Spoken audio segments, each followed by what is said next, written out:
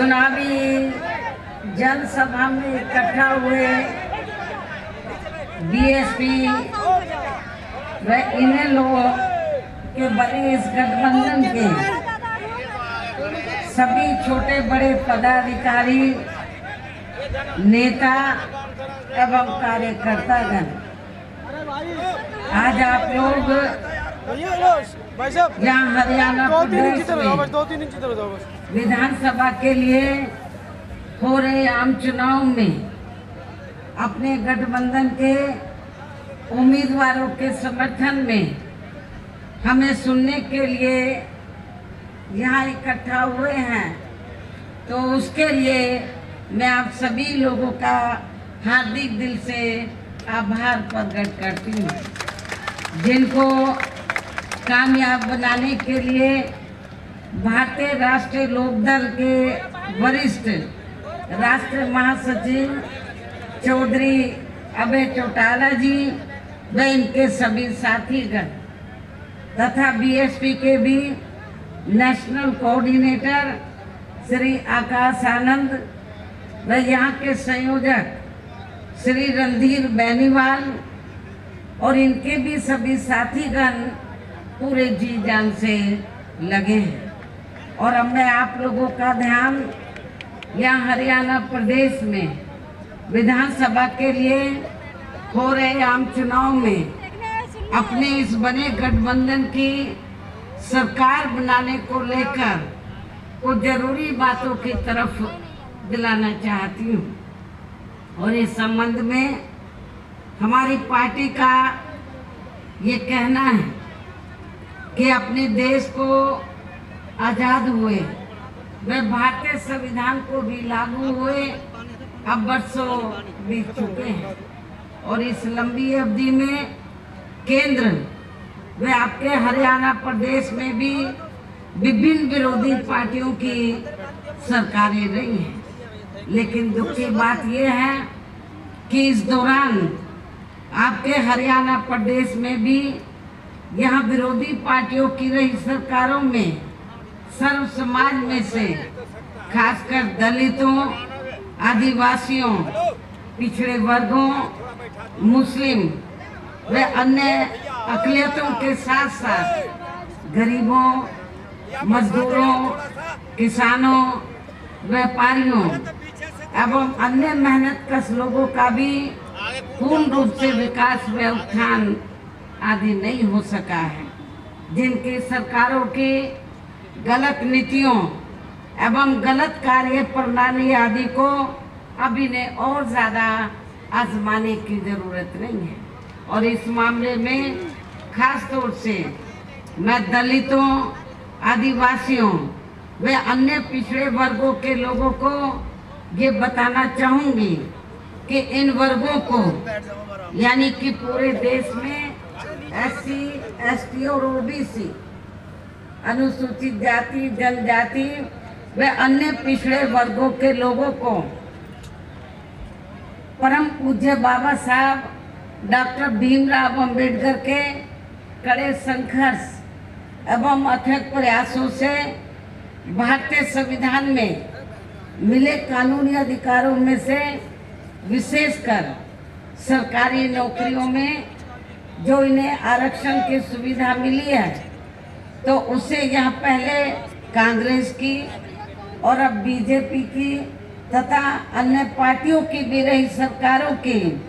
जातिवादी सोच व मानसिकता के चलते इन्हें ये आरक्षण का पूरा लाभ नहीं मिल पा रहा है। ये पार्टियां इन्हें ये आरक्षण का पूरा लाभ नहीं दे पा रही हैं और अब तो इनके इस आरक्षण को ये पार्टियां मान्य कोर्ट की आड़ में इसे प्रभावहीन बनाने में व खत्म करने की भी पूरी कोशिश में लगी हुई है। और इसका खास उदाहरण दिनांक 1 अगस्त 2024 को माननीय सुप्रीम कोर्ट का दिया गया निर्णय फैसला है, जिसमें माननीय सुप्रीम कोर्ट ने SC व ST के आरक्षण में वर्गीकरण व क्रीमी लेयर आदि को लागू करने की बात कही है। और यदि इन वर्गों के आरक्षण के मामले में केंद्र की वर्तमान भाजपा सरकार की भी नीति व नीयत साफ होती तो फिर ये सरकार, जो वर्तमान केंद्र की भाजपा सरकार है, तो फिर ये सरकार माननीय सुप्रीम कोर्ट के आरक्षण को लेकर आए इस निर्णय को बिना कोई देरी किए हुए उसे निष्प्रभावी बनाने व पूर्व की स्थिति में लाने के लिए संसद का विशेष सत्र बुलाकर फिर संवैधानिक संशोधन विधेयक जरूर लाती। यदि वर्तमान केंद्र की भाजपा की सरकार की नीयत साफ होती आरक्षण के मामले में, माननीय सुप्रीम कोर्ट ने जो निर्णय दिया है तो वो उस निर्णय से आपका जो आरक्षण है आगे चलकर अब ये ना के बराबर रह जाएगा और आपको कोई ज़्यादा लाभ मिलने वाला नहीं है। तो जो अभी तक आपको ये सुविधा मिल रही थी तो उस स्थिति में लाने के लिए तो फिर सुप्रीम कोर्ट का निर्णय है,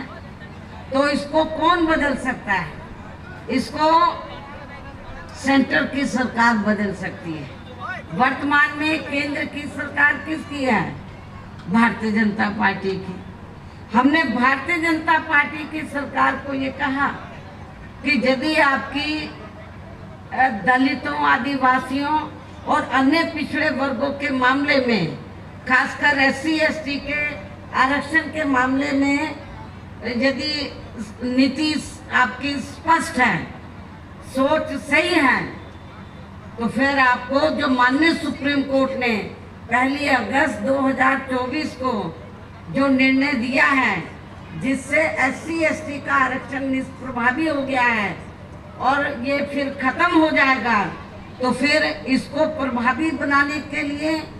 और पूर्व की स्थिति में लाने के लिए फिर केंद्र सरकार की जिम्मेवारी बनती है कि वो पार्लियामेंट का विशेष सत्र बुलाए और विशेष सत्र बुलाकर उसमें संवैधानिक संशोधन विधेयक लाए। और उसमें फिर हम देखते हैं कांग्रेस और पूरा विपक्ष तो वो आपको सपोर्ट करता नहीं करता है, जिन्होंने संविधान बचाने और आरक्षण को बचाने के नाम पर पूरे देश में दलितों, शोषितों को, पिछड़ों को गुमराह करके इनका वोट तो ले लिया, लेकिन जब माननीय सुप्रीम कोर्ट ने जजमेंट दिया तो जजमेंट के बाद इनको शांत सूंघ गया है। ये सारी विपक्ष की पार्टियां,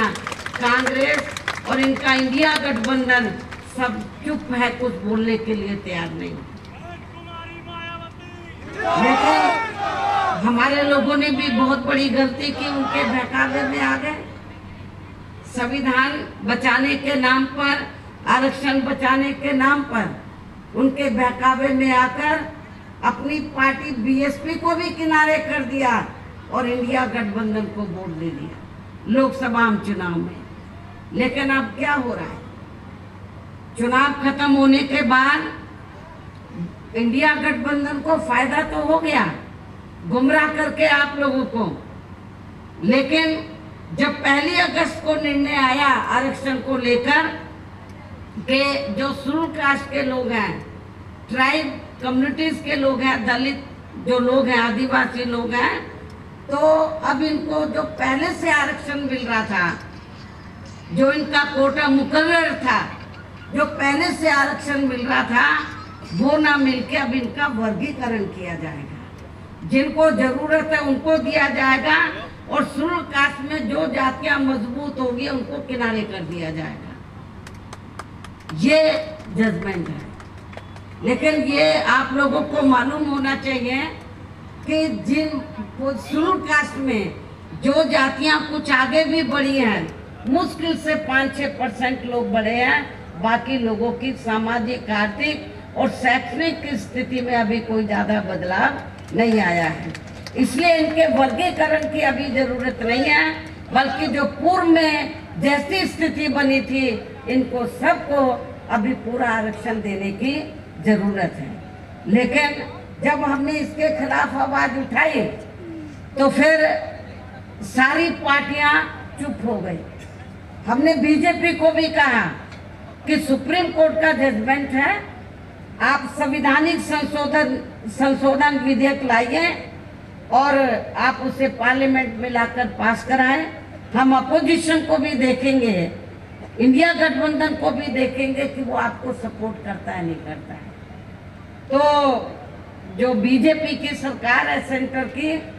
वो संविधानिक संशोधन विधेयक अभी तक नहीं लाई है, अपोजिशन चुप है। तो ऐसी स्थिति में आप लोग एक बार तो धोखा खा गए, इनके बहकावे में आ गए इंडिया गठबंधन के, कांग्रेस के, और आप लोगों ने बोर्ड दे दिया कि हम संविधान बचाएंगे, आरक्षण बचाएंगे। जब माननीय सुप्रीम कोर्ट ने आपके आरक्षण पर चोट मारी तो ये सारी पार्टियां चुप हो गई।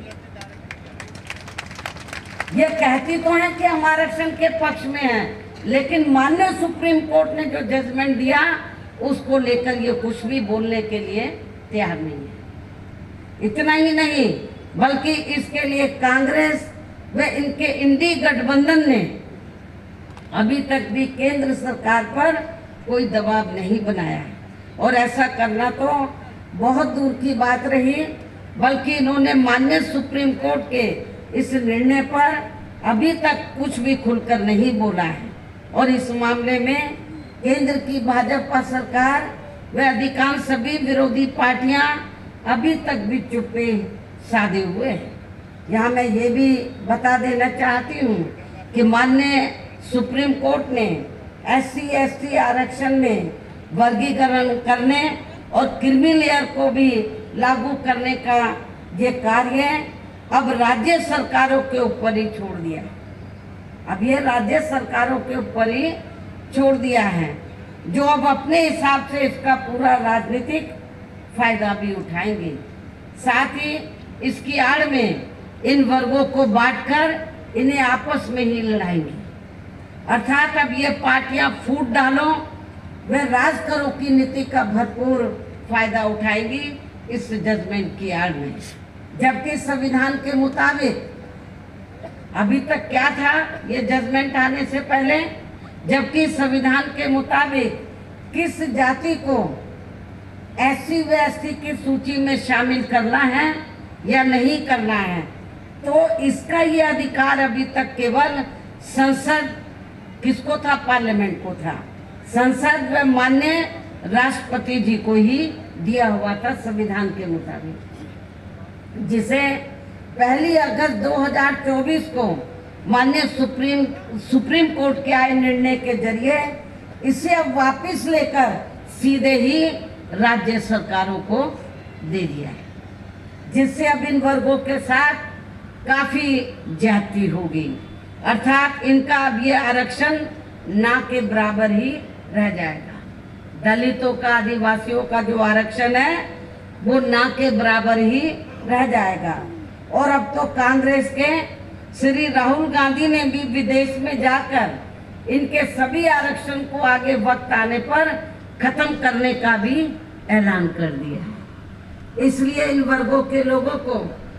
बाबा साहब डॉक्टर भीमराव अंबेडकर द्वारा जो इन्हें आरक्षण का ये संवैधानिक अधिकार मिला है, तो इसे बचाने के लिए अब यहाँ हरियाणा प्रदेश में हो रहे विधानसभा चुनाव में इन वर्गों को, ऐसी सभी आरक्षण विरोधी पार्टियों को अपना कतई भी वोट नहीं देना। जो ये पार्टियां माननीय सुप्रीम कोर्ट के आए इस निर्णय को बिल्कुल भी बदलने के लिए तैयार नजर नहीं आती हैं, ना तो भारतीय जनता पार्टी और ना ही कांग्रेस पार्टी का इंडिया गठबंधन। अर्थात इस मामले में केवल ये पार्टियां इन वर्गों को गुमराह करने में ही लगी है। ऐसी स्थिति में अब इन वर्गों को यहाँ विधानसभा के हो रहे आम चुनाव में अपने बने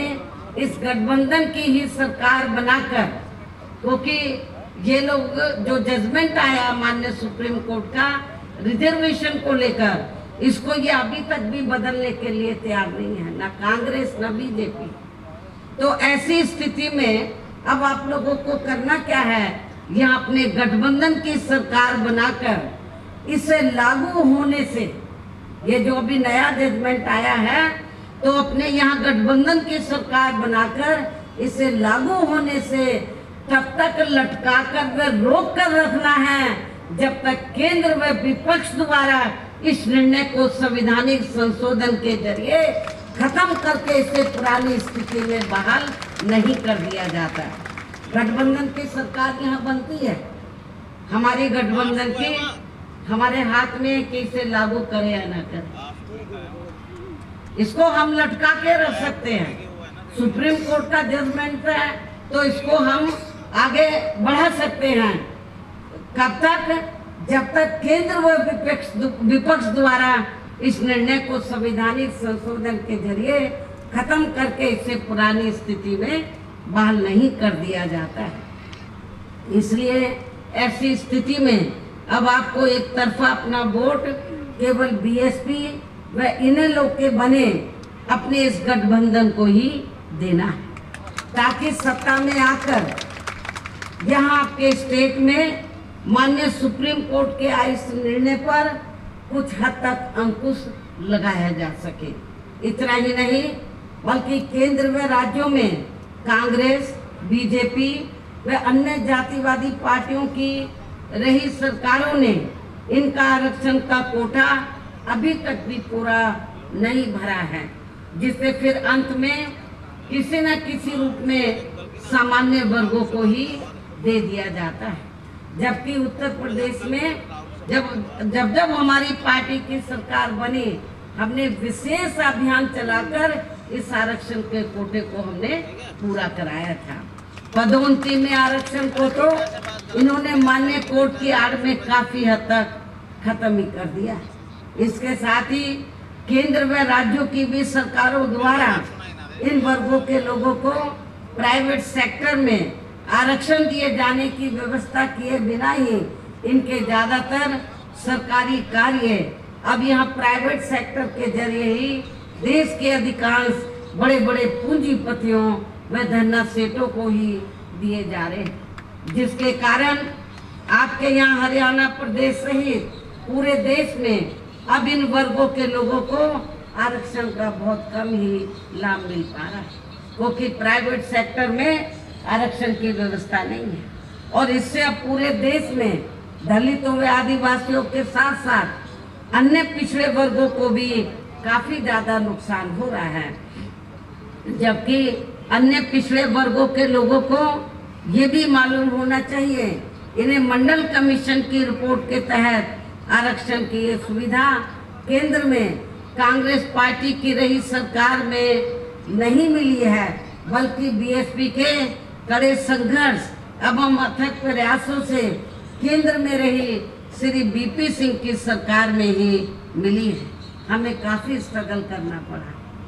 जिसका भी अब यहाँ जातिवादी विरोधी पार्टियों की चल रही सरकारें इन्हें पूरा लाभ नहीं दे पा रही हैं। इसके साथ ही श्री बीपी सिंह की सरकार ने ही इन वर्गों के मसीहा परम पूज्य बाबा साहब डॉक्टर भीमराव अंबेडकर को भी यहाँ भारत रत्न की उपाधि से सम्मानित किया गया है। जब बीपी सिंह की सरकार थी तो तभी बाबा साहब को भारत रत्न की उपाधि से सम्मानित किया गया था, जिसके लिए वो हर प्रकार से पात्र भी थे। जबकि इन्हें ये सम्मान इनके जीते जी केंद्र में रही कांग्रेस पार्टी की सरकार में बहुत पहले ही मिल जाना चाहिए था, लेकिन इस पार्टी की सरकार ने इनके देहांत के बाद भी इन्हें ये सम्मान नहीं दिया। कांग्रेस पार्टी की सरकार ने इनके देहांत के बाद भी इन्हें ये सम्मान नहीं दिया। इससे इन वर्गों के प्रति इस पार्टी की हीन व जातिवादी मानसिकता साफ झलकती है। इतना ही नहीं बल्कि इनके कारवां को आगे बढ़ाने वाले वे हर मामले में समर्पित व्यक्तित्व मान्यवर श्री कांशीराम जी के देहांत होने पर केंद्र में रही इसी कांग्रेस पार्टी की सरकार ने इनके सम्मान में एक दिन का भी राष्ट्रीय शोक घोषित नहीं किया था। इसके साथ ही इन वर्गों के लोगों को जुर्म जाति से निजात दिलाने के लिए जो भी यहाँ नियम व कानून आदि बने हैं, तो उन पर भी केंद्र व राज्यों की सरकारें सही से अमल नहीं कर पा रही है, जिससे अब यहाँ खासकर दलितों, आदिवासियों व अन्य पिछड़े वर्गों के ऊपर शोषण करने वालों का मनोबल और भी ज़्यादा बढ़ रहा है। और ये सब हमें यहाँ आपके हरियाणा प्रदेश में भी काफ़ी कुछ देखने के लिए मिल रहा है। इसी प्रकार हमें पूरे देश में मुस्लिम व अन्य अक़लियत समाज के लोगों की भी अधिकांश मामलों में हालत कोई खास अच्छी नज़र नहीं आती है। इनके साथ साथ अपर कास्ट समाज व जाट समाज में भी खासकर गरीब लोगों की भी आर्थिक स्थिति अभी भी यहाँ आपके हरियाणा प्रदेश सहित पूरे देश में काफ़ी ज़्यादा खराब व दयनीय ही बनी हुई है। इनके अलावा आपके हरियाणा प्रदेश सहित पूरे देश में सर्व समाज में से विशेषकर यहाँ गरीब, मजदूर, किसान, कर्मचारी, व्यापारी एवं अन्य मेहनतकश लोग भी अपनी विभिन्न समस्याओं को लेकर अभी भी हमें काफ़ी ज़्यादा दुखी ही नजर आते हैं। और इनमें भी किसान वर्ग तो केंद्र में अभी तक की रही सभी सरकारों द्वारा बनाई गई उनकी गलत नीतियों के कारण अब काफ़ी ज़्यादा परेशान व दुखी भी रहा है और अभी भी है। लेकिन इन सब की मुख्य वजह हमारी पार्टी केंद्र में व आपके हरियाणा प्रदेश में भी यहाँ अब तक की अधिकांश रही विरोधी पार्टियों की सरकारों की गरीब व किसान विरोधी तथा इनकी जातिवादी, पूंजीवादी व संकीर्ण मानसिकता के तहत बनाई गई उनकी गलत नीतियों व गलत कार्य प्रणाली को ही काफ़ी हद तक जिम्मेवार मानकर चलती है। और इस मामले में खासकर इनकी गलत आर्थिक नीतियों की वजह से ही आए दिन जहाँ पूरे देश में गरीबी, बेरोजगारी व महंगाई आदि भी काफ़ी ज़्यादा बढ़ रही है, जिससे आम जनता काफ़ी ज़्यादा परेशान व दुखी भी है। इसके साथ साथ अभी भी अपने देश में भ्रष्टाचार हर स्तर पर काफ़ी ज़्यादा फैला हुआ है, जिससे आपका खुद का अपना हरियाणा प्रदेश भी अछूता नहीं रहा है। और इन सब का मुख्य कारण हमारी पार्टी आज़ादी के बाद से लेकर अभी तक केंद्र व देश के अधिकांश राज्यों में तथा आपके खुद के अपने हरियाणा प्रदेश में भी ज़्यादातर सत्ता या खासकर पूंजीवादी पार्टियों के ही हाथों में आने को मानकर चलती है, जिसके कारण ही अब पूरे देश में व आपके खुद के अपने प्रदेश में भी अभी भी हमें यहाँ सर्व समाज के लोग अधिकांश मामलों में काफ़ी ज़्यादा दुखी व परेशान ही नजर आते हैं। जबकि पूरे देश में बीएसपी ही अकेली एक ऐसी पार्टी है जो विरोधी पार्टियों की तरह देश के बड़े बड़े पूंजीपतियों व धरना सेठों की आर्थिक मदद से नहीं बल्कि अपनी पार्टी के ही आम कार्यकर्ताओं की आर्थिक मदद से चुनाव लड़कर यहाँ केंद्र व राज्यों की भी सत्ता में आना चाहती है, ताकि हमारी पार्टी सत्ता में आने के बाद फिर बिना किसी दबाव के वे आज़ाद होकर सर्व समाज के लोगों की सभी समस्याओं का समाधान करके उन्हें हर मामले में वे हर स्तर पर यह खुशहाल बना सके। और इसी आधार पर चलकर ही आबादी के हिसाब से देश के सबसे बड़े प्रदेश उत्तर प्रदेश में, आपका पड़ोसी राज्य है उत्तर प्रदेश, तो देश के सबसे बड़े प्रदेश उत्तर प्रदेश में 4 बार हमारी पार्टी ने अपने नेतृत्व में वहाँ सरकार भी बनाई है। और हमने अपनी सभी चारों रही सरकारों में अपनी पार्टी की विचारधारा एवं सिद्धांतों के तहत चलकर वैसे तो वहाँ सर्व समाज के हितों का पूरा ध्यान रखा है, लेकिन सभी मामलों में प्राथमिकता पहले हमने वहाँ सर्व समाज में से विशेषकर उन दलितों, आदिवासियों, पिछड़े वर्गों व अक़लियत समाज को दी है तथा अन्य समाज में से गरीब एवं असहाय लोगों को ही दी है, जिनकी यहाँ हर मामले में व हर स्तर पर सभी विरोधी पार्टियों की रही सरकारों में उनकी हीन, जातिवादी, संकीर्ण व पूंजीवादी सोच होने के कारण काफ़ी ज़्यादा उपेक्षा की गई है। इसके साथ साथ हमने उत्तर प्रदेश में, आपको मैं ये बताना चाहती हूँ कि हमने उत्तर प्रदेश में गरीब एवं बेरोजगार लोगों को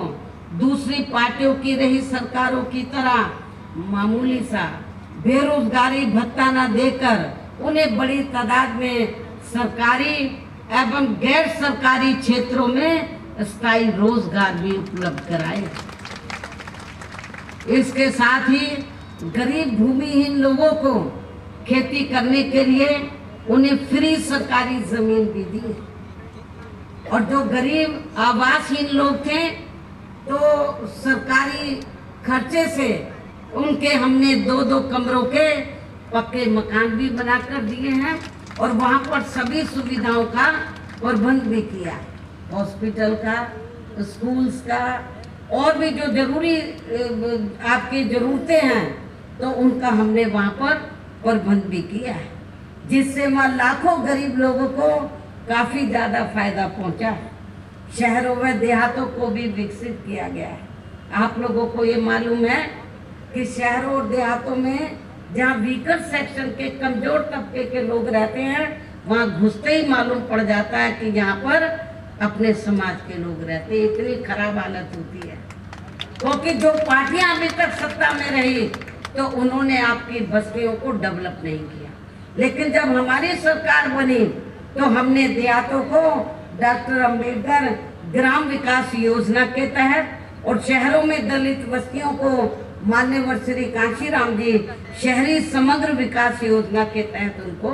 डेवलप किया, विकसित किया। इसके अलावा हमारी पार्टी की रही सरकार ने वहाँ विभिन्न क्षेत्रों में लगे लोगों के साथ साथ छात्रों, युवाओं, महिलाओं व बुजुर्गों आदि के हितों में भी अनेकों महत्वपूर्ण व ऐतिहासिक कार्य किए हैं, जिनसे उन्हें काफ़ी ज़्यादा लाभ पहुंचा है। किसानों की भी अधिकांश समस्याओं का काफ़ी हद तक समाधान किया गया है तथा उनकी फसलों का भी उन्हें समय से उचित दाम दिया गया है। इतना ही नहीं, बल्कि हमने उत्तर प्रदेश में सर्व समाज के लोगों के ऊपर किसी भी प्रकार की कोई जुल्म जाति आदि भी नहीं होने दी है, और वीकर सेक्शन का हमने विशेष ध्यान रखा है। बल्कि हमारी पार्टी की रही सरकार ने वहाँ जुल्म जाति करने वाले लोगों को बिना कोई देरी किए हुए उन्हें तुरंत ही जेल की सलाखों के अंदर भेजा है, जहाँ मेरी सरकार में उनकी सही व असली जगह होती है, जिसकी यहाँ के प्रदेश में भी काफ़ी अब सख्त जरूरत है। इसके साथ ही हमारी पार्टी की रही सरकार ने अपने देश में दलित एवं अन्य पिछड़े वर्गों में समय समय पर जन्मे यहाँ महान संतों, गुरुओं व महापुरुषों में भी खासकर महात्मा ज्योतिराव फूले, श्री छत्रपति शाहू जी महाराज, श्री नारायण गुरु, बाबा साहब डॉक्टर भीमराव अंबेडकर एवं मान्यवर श्री कांशीराम जी आदि को भी विभिन्न रूपों में पहली बार वह पूरा आदर सम्मान दिया, जिन्हें विरोधी पार्टियों के लोग अभी तक भी आसानी से पचा नहीं पा रहे हैं। इस प्रकार से उत्तर प्रदेश में हमारी पार्टी ने अपने सभी चारों रे शासनकाल के दौरान वहाँ हर मामले में व हर स्तर पर सर्व समाज के लोगों को काफ़ी बेहतरीन सरकार दी है। और यदि आप लोग भी यहाँ अपने हरियाणा प्रदेश में गरीबों, किसानों व आम जनहित के तथा विशेषकर कमजोर एवं उपेक्षित वर्गों के हितों में ऐसे ही कार्य करना चाहते हैं, इसके साथ ही आपके प्रदेश की जनहित से जुड़ी जो भी यहाँ स्थानीय समस्याएं हैं तो उन्हें भी आप दूर करना चाहते हैं, तो फिर आप लोगों को भी उत्तर प्रदेश की तरह ही यहाँ अपने हरियाणा प्रदेश में भी अपने इस बने गठबंधन की ही सर्वजन हिताय व सर्वजन सुखाय की नीतियों पर आधारित ही सरकार बनानी होगी, जिसके लिए अब आप लोगों को यहाँ अपने हरियाणा प्रदेश में विधानसभा के लिए हो रहे आम चुनाव में अपने गठबंधन का ही बेहतर रिजल्ट लाना होगा। इसके साथ साथ आप लोगों को वोट पड़ने तक यहाँ की सत्ताधारी पार्टी व अन्य सभी विरोधी पार्टियों के साम दाम दंड भेद आदि हथकंडों से भी जरूर सावधान रहना है। और इस मामले में खासकर आप लोगों को विरोधी पार्टियों के जारी किए गए उनके हवाई व प्रलोभन भरे चुनावी घोषणा पत्रों आदि के बहकावे में भी कतई नहीं आना है, जिन्हें ये पार्टियां सत्ता में आने के बाद अधिकांश अमल में नहीं लाती हैं, जिस पर से अब जनता का काफी हद तक विश्वास ही उठ गया है। इसलिए हमारी पार्टी किसी भी चुनाव में अपना कोई भी चुनावी घोषणा पत्र आदि जारी नहीं करती है। वैसे भी हमारी पार्टी कहने में बहुत कम बल्कि कार्य करके दिखाने में ही ज़्यादा विश्वास रखती है। अर्थात जो कहती है तो उसे करके भी दिखाती है, और ये सब हमने उत्तर प्रदेश में करके भी दिखाया है। और अब संक्षेप में मेरा यही कहना है कि आप लोगों को अपने खुद के व अपने हरियाणा प्रदेश के भी हित में यहाँ बीएसपी व इनेलो के बने अपने इस गठबंधन की ही सरकार बनाना बहुत जरूरी है। और अब आप लोगों को अपने इस गठबंधन के ही उम्मीदवारों को ज़्यादा से ज़्यादा कामयाब बनाना है, जिसके लिए बीएसपी के उम्मीदवारों को हाथी चुनाव चिन्ह के सामने वाले बटन को दबा के तथा भारतीय राष्ट्रीय लोक दल के उम्मीदवारों को चश्मा चुनाव चिन्ह के सामने वाले बटन को दबा के इन्हें जरूर जिताना है। इस प्रकार से आप लोगों को अपने बने इस गठबंधन की ही पूर्ण बहुमत की सरकार बनाना है। और सरकार बनने पर फिर गठबंधन की ओर से आपके हरियाणा प्रदेश का मुख्यमंत्री चौधरी श्री अभय चौटाला जी को ही बनाया जाएगा, जिनको मेरे आशीर्वाद के साथ साथ इनके पिता चौधरी ओम प्रकाश चौटाला जी का भी पूरा आशीर्वाद प्राप्त है। वैसे स्वर्गीय चौधरी देवीलाल जी का भी हमेशा इन पर आशीर्वाद बना रहा है। इनके साथ साथ गठबंधन की ओर से बीएसपी का एक डिप्टी सीएम दलित वर्ग का तथा दूसरा डिप्टी सीएम अन्य पिछड़ा वर्ग या अपर कास्ट समाज में से ही बनाया जाएगा। और ये दोनों डिप्टी सीएम कौन होंगे इसका फैसला इस चुनाव का नतीजा आने के बाद ही किया जाएगा। इन्हीं जरूरी बातों के साथ ही अब मैं आप सभी लोगों से अपने बने इस गठबंधन के अधिकांश उम्मीदवारों को जिताकर अपनी यह गठबंधन की ही सरकार जरूर बनाना है। इस उम्मीद के साथ ही अब मैं केंद्र सरकार से देश में जातीय जनगणना कराने के लिए भी विशेष अनुरोध करती हूँ, जिसको पहले केंद्र में रही कांग्रेसी सरकार ने और अब वर्तमान में चल रही बीजेपी की सरकार ने भी इसे अभी तक भी लटका के रखा हुआ है, जो उचित नहीं है। इसके लिए भी इनसे विशेष आग्रह के साथ ही अब मैं अपनी बात यही समाप्त करती हूँ। धन्यवाद।